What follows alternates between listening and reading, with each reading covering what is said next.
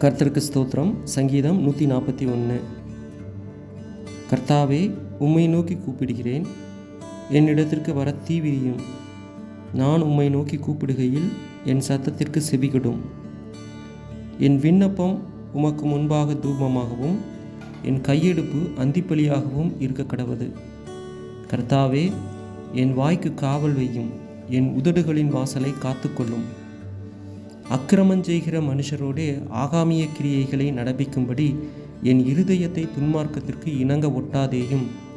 அவர்களுடைய ருசியுள்ள பதார்த்தங்களில் ஒன்றையும் நான் சாப்பிடாமல் இருப்பேனாக. நீதிமான் என்னை தயவாய் குட்டி என்னை கடிந்து கொள்ளட்டும். அது என் தலைக்கு எண்ணெயைப் போல் இருக்கும்.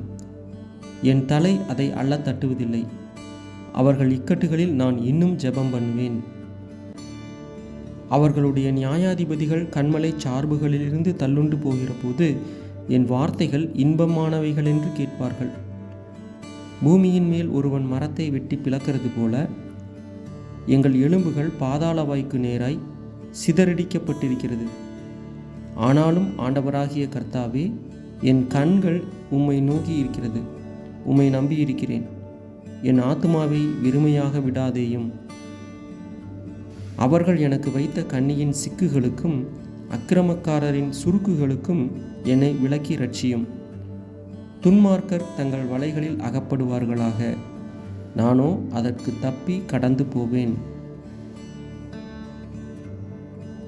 ஆமேன்.